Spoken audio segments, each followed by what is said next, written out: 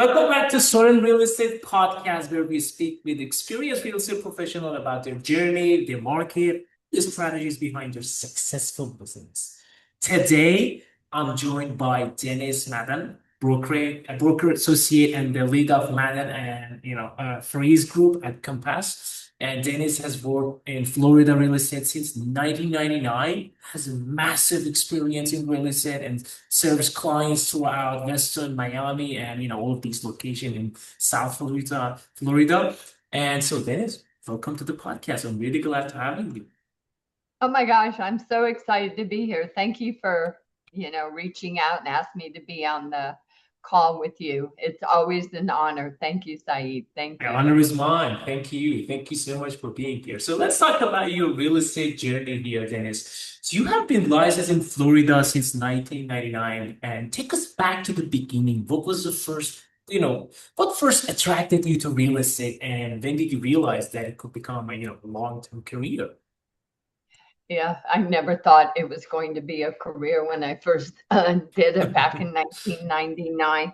Prior to that, I had worked for some really, I think, powerful men. And so I'd done a lot of marketing, public relations. I had worked for a gentleman that started Aventura, the city of Aventura. And I was his PR director for his hotel. I worked for Peter Morton, co-founder of Hard Rock Hotel. And I worked for Fred Silverman, who had been the president, NBC, CBS, ABC. So I bring a lot of experience, especially marketing and public relations, to the real estate. And when I got into the real estate, my husband and I had purchased our first home Mhm. and lived there for just a blink of an eye and sold that home right away, moved to another home. This was probably within a 2-year period. Mhm. And we were about to go on to our third home. We're now married maybe 4 years. We're about to Mhm. buy our third home, and we're not buying them as investment. We're just moving. Trying to find the right location. I just had a son, and we started to buy the third home.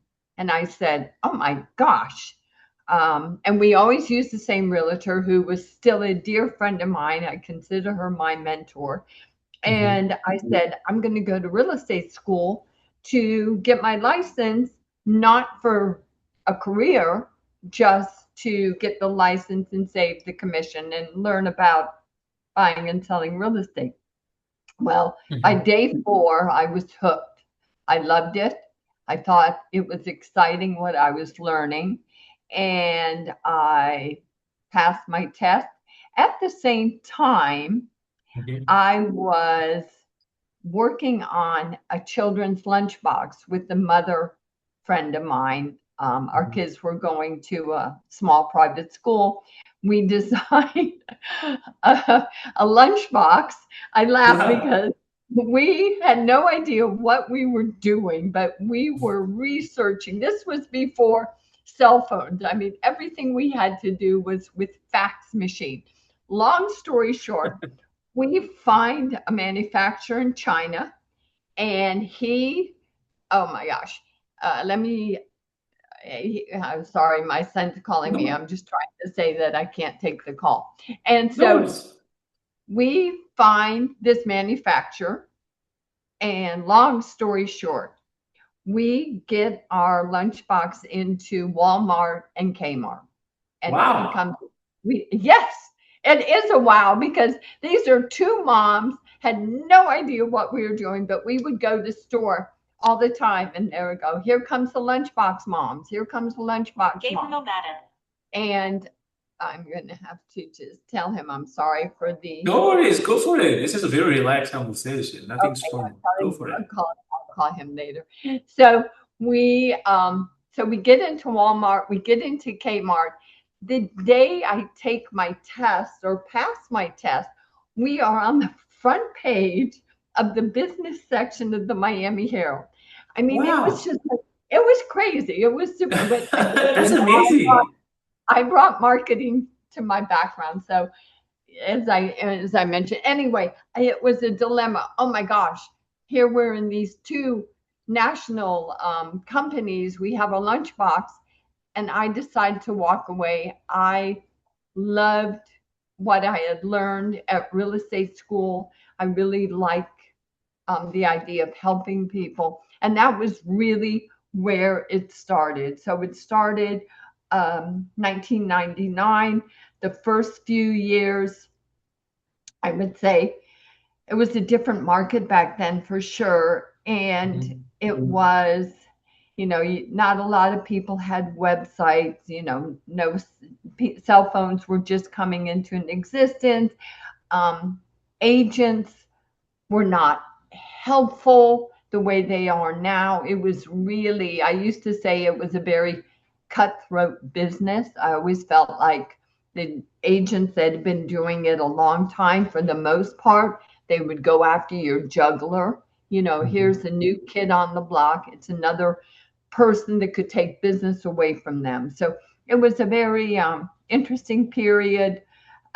Gosh, I mean, there's so many things from 1999 to now. The market crashed, then the Wow, market yeah. got better, Uh, and then, um, you know, I was doing a deal for a client, trying to help them buy a property, and I get a phone call from this gentleman. His name is mhm, Barry, and he goes, mhm. I'm wondering if you could help me with this house. I can't find my real estate agent and I need to get this house sold. And I'm like, sure, no problem. Obviously, I'm going to help this person because my client wants to buy the house that he owns. I did not know at the time that he was an asset manager or what asset managers really did. Okay, I wasn't sure of that. Long story short, he goes, okay, first thing we're going to do, we have to do cash for keys.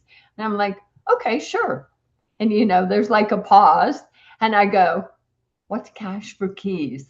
I had no idea what that meant. But cash for keys meant I'm going to go to the house, I'm going to talk to the person that's living there, and I'm going to offer them money to move out.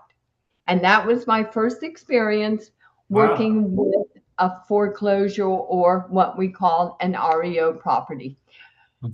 That relationship really took off.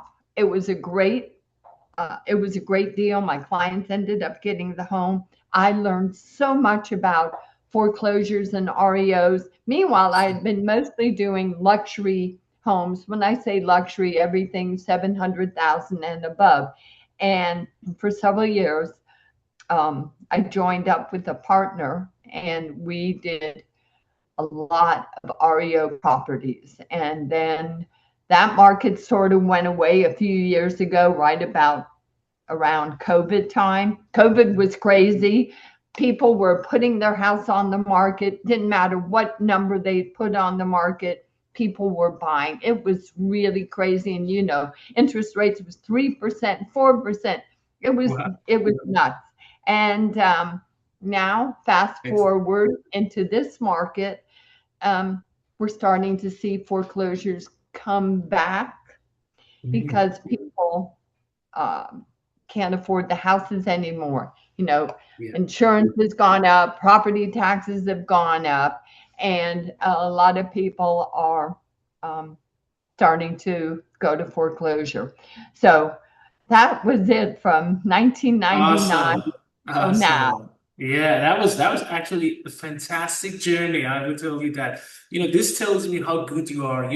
You had this talent of marketing, Dennis, from that launch box that you have mentioned onto real estate. And that tells you had that marketing talent that guided you throughout the whole journey. I love that. I love that.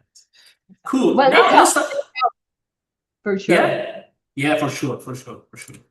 Now let's talk about building Madden and Freis Group. So you and Joel Freis have built a Madden and Freis Group into an established South Florida team. How did actually that partnership begin, and what makes the two of you work well together? Well, that really started.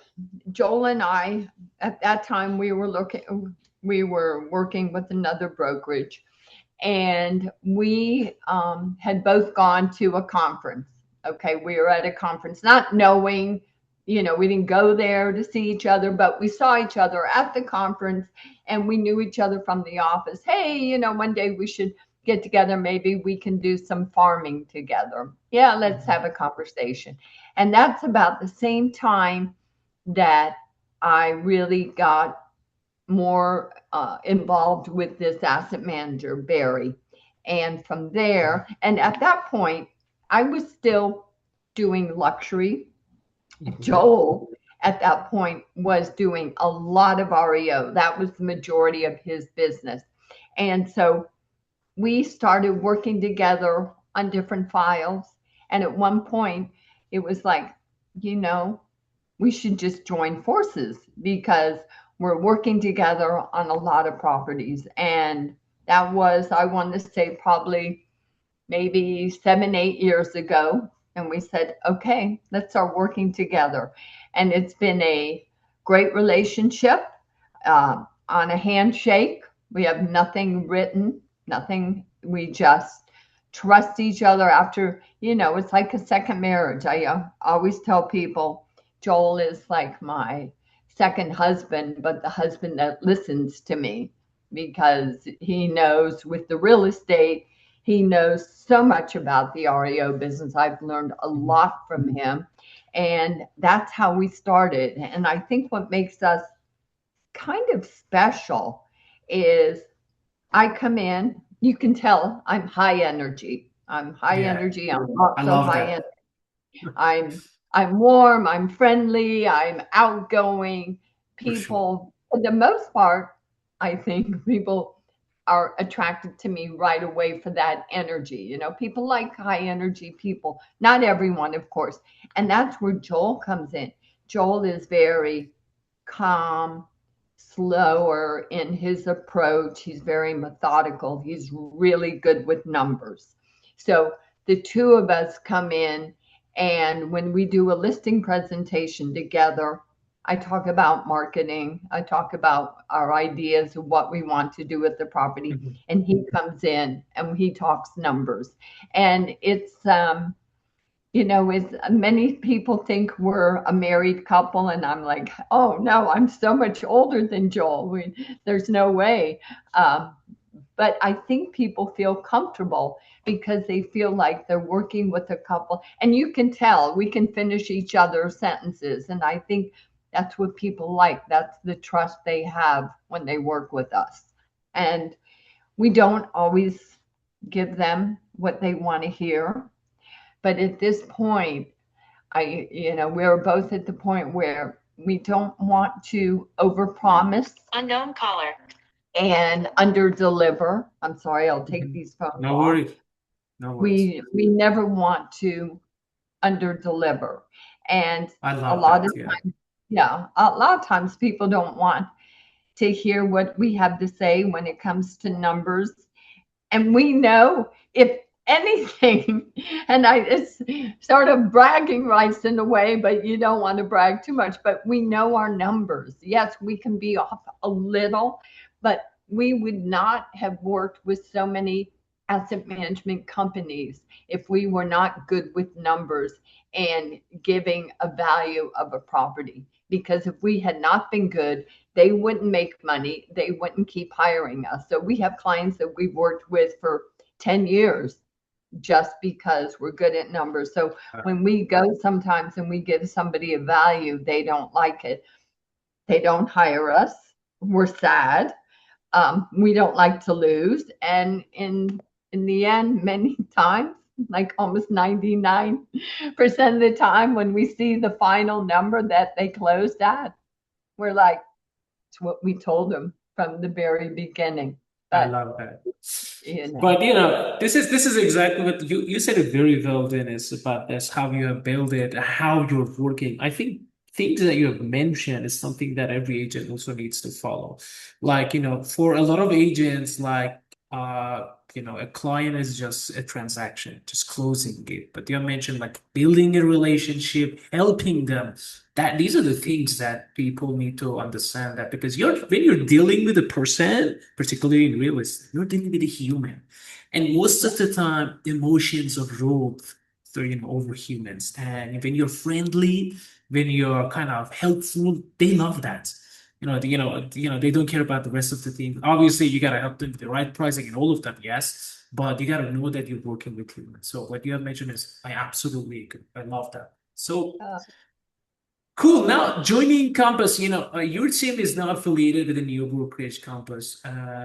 What influenced that move, and what opportunities did you believe Compass could provide for your clients and business? What was the reason you moved to this brokerage? okay. A couple things influenced that move.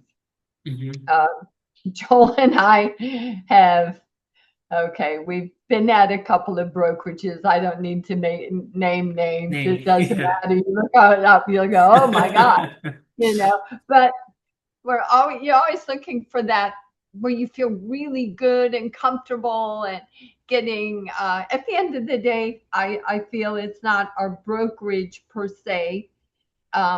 Maybe I've changed that thinking now that I'm with Compass, but it's not the brokerage, it's you. You're the person, you're the one that's talking to them every day and helping Exactly. them make decisions. So what happened, to go to Compass, a couple things.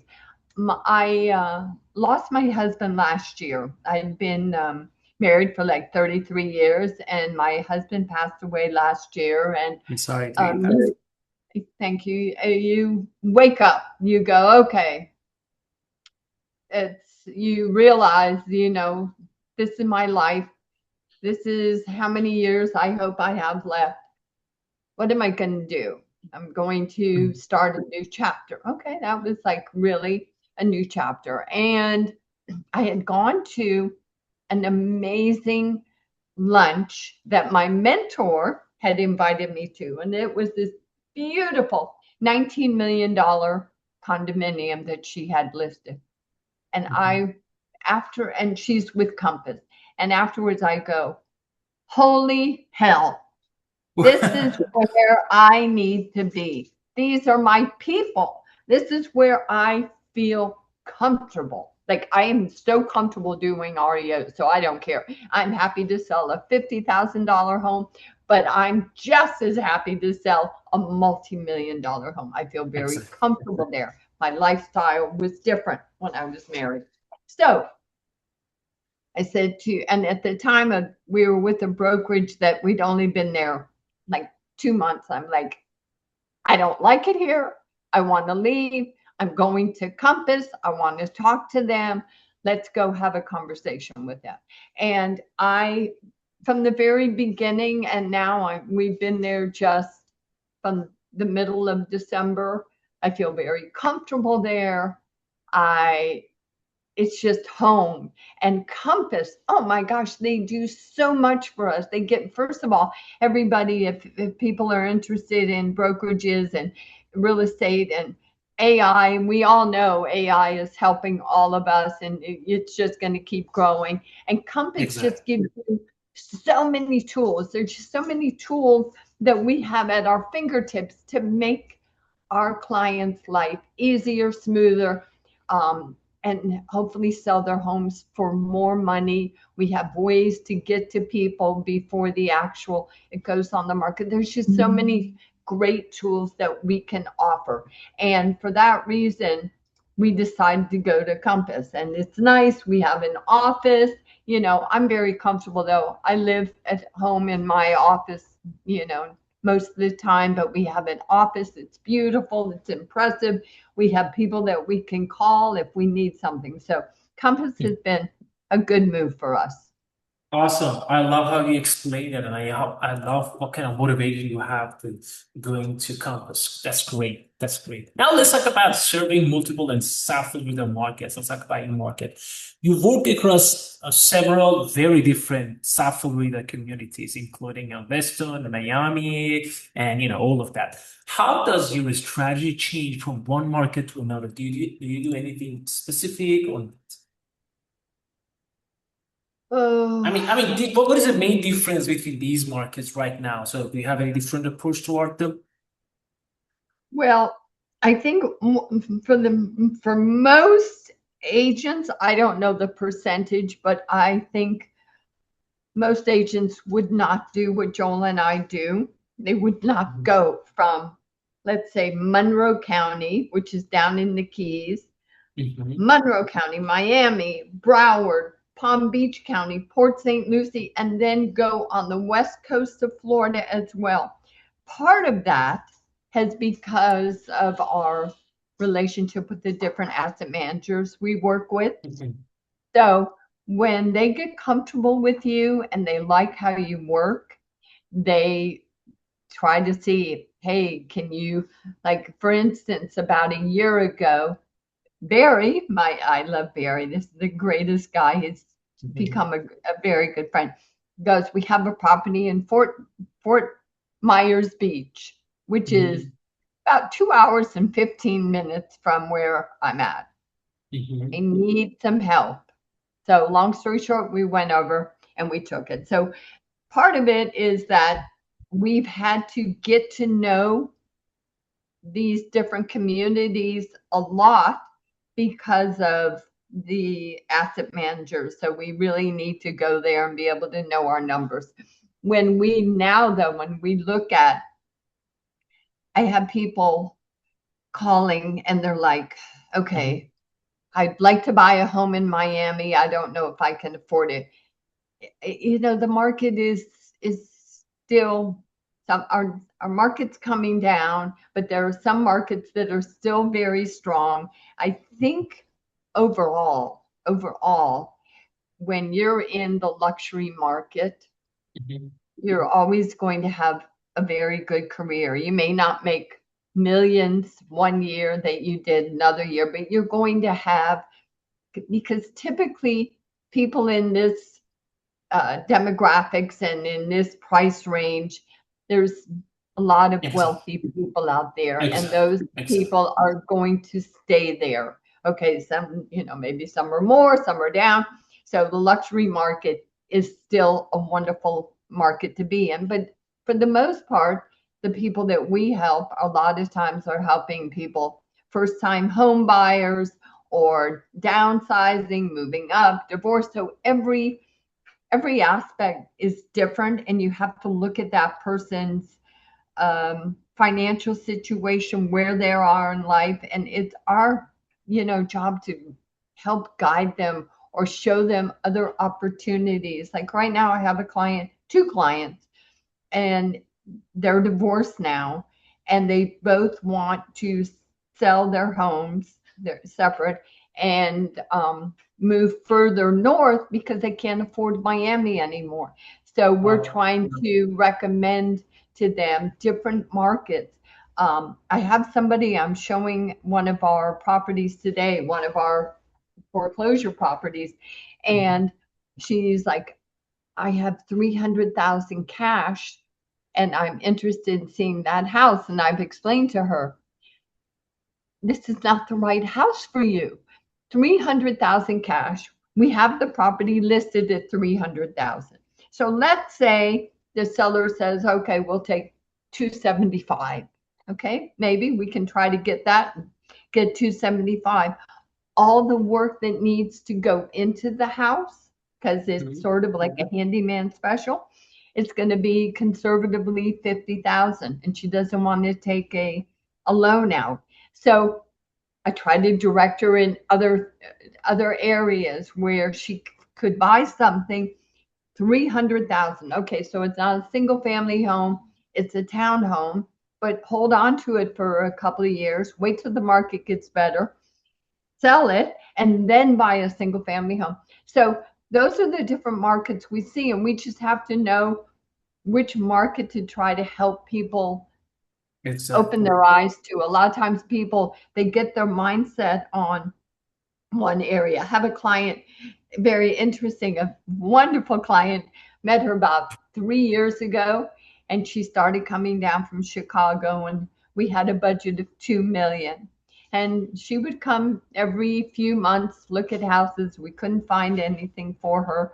And she kept going up in price. And at the end of the day, she bought an $8 million home. She went from Wow. 2 million to 8 million. But I tried to stay within the budget. I tried showing her everything in the community she wanted. I felt it wasn't the right community for her, though. This was going to Wow. be her third home. And I kept saying, we would look and I would try to steer her into another neighborhood that I thought she would really feel comfortable in. And so lo and behold, thank goodness she did listen to me. She ended up buying this amazing, beautiful house. And every time I see her, she says to me, I'm so glad I listened to you. I'm so glad. I love this neighborhood. I love this house. I love this neighborhood. So I Right. sort of went off track on there, but I start thinking of different people and different markets that I've been exposed to with clients and how we go from one area to another. Exactly. That's a very good explanation. I love that, Denise. And you automatically answered one of my questions as well. I wanted to ask how you do that part of advising to clients, but it's really good. So now I also wanted to ask about the marketing and lead generation as well. You mentioned AI when you were talking about Compass. So with nearly 3 decades in the industry, you have the experience. You are a very experienced real estate agent, and you have experienced real estate marketing before Zillow, social media, video, and AI became so important. So tell us, where do your best clients come from today? Is it referral? Is it kind of social media, online search, or any other source? Okay, it's really a combination. For sure, referrals. Um, our sphere of influence, we get a lot of referrals, but not as many as some of our coaches have told us. We've had Joel and I have had a variety of coaches, try to get us on track. And because sometimes we're attracted by, what do they call it, that shiny ring or something every time something new comes along, we try it. We Mhm. do get a lot of business from our asset management clients. We get a lot. And believe it or not, we do a lot of cold calling. And Wow. yeah, we do. We do. We do a lot of cold calling. And our one coach said, I've never had clients that did as much cold calling as you two and make so much money from your cold calling. So it's really, um, would I love it to be all referral? Oh my gosh, yes, I think everyone would. And I think there are many agents out there that that's it. They just Yeah. have clients referring. They have bigger teams. I mean, Joel and I, we've tried bringing members on to our team. We welcome it. We try to give our leads away. We try to give our buyer leads away, some of our seller leads. I mean, we're primarily listing agents, but at the end of the day, we both feel that people just don't work as hard as we do. We work Wow, really hard. very true, very true. Look, Yeah. I think Dennis, what you're telling is absolutely gold. Like, consistency is what am I hearing from you, Dennis? Consistency. Like you just work so hard, you're consistent no matter if it's cold calling, no matter if it's from your, asset management project or whatever that it is, but you're consistent in that. And I don't see that from a lot of agents. Honestly, look, Dennis, I have talked with a lot of agents and I'm talking with agents daily. And I tell them some of them they don't do what they have to do, and some of them are lazy. Like that's a fact. Like Yeah. because 70 in the last year, 75% of agents they didn't do any selling. They did nothing. So what really separates that you're definitely at the that 25%. I think they're at the top of 10%, maybe 5% of that thing is no doubt. But the point is, what makes you different from other agents that you work really hard. You work really hard, and that's a big difference. I love it. It's fantastic. So You know, it's yeah, go funny. for Wait, I it. have to say something. I have recently um, learned how to. use Chat GPT better. Okay. It's And good. Okay. okay, so usually it's our marketing assistant that does it, but I have learned how to talk. When we have a name, we call Chat Chad.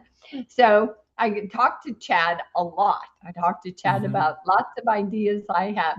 And I will say, I wish I could pull it up, but just yesterday, he was Mhm. telling me about, he says, I've gotten to know you over the past several months. I know your personality, your style, your everything. And that was one of the things he said is you're always consistent with what you do. And I find that very Exactly. interesting that you picked that up in just what, 30 minutes of conversation. So I had to share Thank that you. with you. You and No you and worries. Chad. No worries. No worries. I can, that's that because it's pretty obvious. You don't need 3 months to understand that. Like what you're telling me is 100% part of that part. And I love it. I really love it. So, so I think you've already answered most of my question. Let's go to the last question that I have that is from you about future growth and advice. Looking ahead with the next 2 or 3 years, what would you most like to grow? The Madden, the phrase brands, your geographic reach, luxury listing, probate business, team size, or something else. Let us know about that one and give us the final advice as well.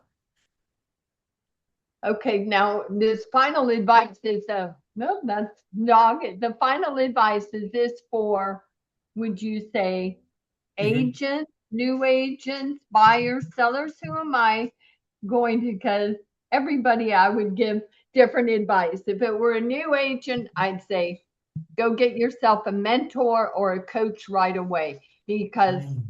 there's so much that you need to learn. I had this Excellent. conversation the other day that um, when you first go to real estate school and you learn about what you need to do and the contracts and whatever, nobody told you, oh my gosh, forget about just helping people buy and sell. You now have to learn how to market. You have to learn how to do social media. You have to learn how to do videos. I mean, it's on and on and on. So for sure, I would tell them, get a mentor, get a coach. Agents Exactly. that are in this business, uh, I still wake up every single day happy to do what I do. I truly love what I do. Okay, so I think that really does make a difference. I'm passionate. I'm passionate about helping people. I want to help people. So I always say that thank goodness we don't take people in our cars the way we used to. Used to drive people around a lot and go look at houses. Now people usually meet you there. And I always say, as long as they would still get in the car with me, I'm going to keep selling real estate. Okay. So, so I look forward to that. And for the future, when it comes to the market, it's sort of sad in a way, disappointing, but we know it's going to change because it always does change and, goes up and down. But for the last year or so, we all said market's going to get better. The interest rates are going to come down. We're going to see a healthy 2026. It's going to be great. And it hasn't worked out that way. The interest rates haven't come down the way we wanted or expected. Um, they're still rising. Obviously, we're at war right now with Iran, which doesn't help. And gosh, I hope we can end this quickly and get things back settled. But as long as our world, our economy is unbalanced, and we're in wars, and people don't know what's going to happen. Um, the real estate market is suffering.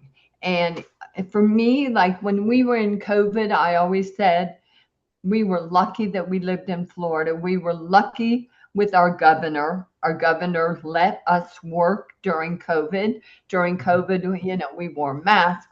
I can't even begin to tell you what we did I during know. COVID to sell houses, take people's temperature, whatever. So we, you know, we don't think the rest of this year is going to be strong. I wish that there would be more articles and agents sharing information, because sellers, a lot of sellers still think we're in a different era, and they still think they can put any price on their home and get a, an outstanding price. They can put it.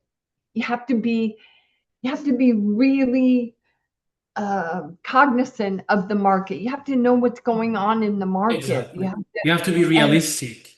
we really do have to be realistic, and we don't want to go in and tell people, oh, we'll put your house 100,000 more, and if nothing happens, we'll lower it. We try to go in right away. This is what the market talks to us. I mean, it really Exactly. talks to us. We put the house on the market, and I was just listening to a coach, and it's so damn true. If there are people out there right now looking for a house, and let's say they're in one area and they have looked at everything and they're still looking, they haven't found their house, and a house comes on the market, there's like a 2-week window, maybe 3, where you're going to get the most exposure. So if you're going to get the most exposure from those people, you need to have a price right then out of the gate if you want to sell your home. If the house keeps sitting there and keeps sitting there and keeps sitting there, it gets tired. People are tired. So Exactly. I'm always positive. I stay positive. I just wish we could, Yeah, I get it, Dennis. You said it very well. Markets talks to you like, I think that's something that people need to really understand. Like, you gotta be realistic about what is really going on, and you have to listen to your professional person, which is you, your agent. Look, you know what is going on with the market because this is what you do. You wake up with it. Go to sleep with this market because you understand it very well. And I think people need to listen to their real estate agent, to their realtor when they are kind of trying to do that. And you said it very well yourself. Like you got to be realistic, or in this market, you won't have much. So that was a very, very good part that I actually heard from Dennis. yeah. So I love your advice as well, Dennis. I want to hear it once again. Like you said it very well. Can you repeat the advice? Wait, what do you want me to repeat? I asked you that, if you wanted to give an advice as a final advice of your opinion at this point to anyone that is listening, what that would be. Can you please repeat that? My final advice is, oh, wow. My final advice is uh, listen to your real estate agent. Exactly. And, Exactly. Exactly. and if they give you advice and they give you facts to back up their advice, because we always like to give facts, then listen to your real estate agent. That would be my Exactly. final advice. Exactly, exactly. You said it like I told you, like super well. And I love that part. I love that part. Yeah. So I think that's pretty much it. This was one of the best podcasts. It was pure experience, and I enjoyed every second of it. Whatever that you said, and I don't meet a lot of agents that have 3 decades of experience, and whatever that you said was fantastic. Like I love how you kind of put together everything. And thank you again for joining me a lot. I really enjoyed learning about your journey, your partnership, how you continue adapting throughout such a long career in South Florida real estate. And ladies and gentlemen, if you're looking to contact any agent in South Florida, I think you know how to contact Dennis. Dennis, how people can contact you? Let them know. Oh my God, you're so wonderful. Well, my phone, I have 2 phones, 786-334-8200 or 786-344-8004, or just go to our website, Madden Freis Group. Freis is spelled Freis Group. And Uh, we'd love to help or answer any questions, even if you don't hire us. We don't, obviously we care. We'd like people to hire us, but we're here to help. So if you have for sure. questions and if we can guide you, we're happy to do that. Thank you again. Thank you so much for that, Denise. It was a pleasure having you on Sen Real Estate podcast.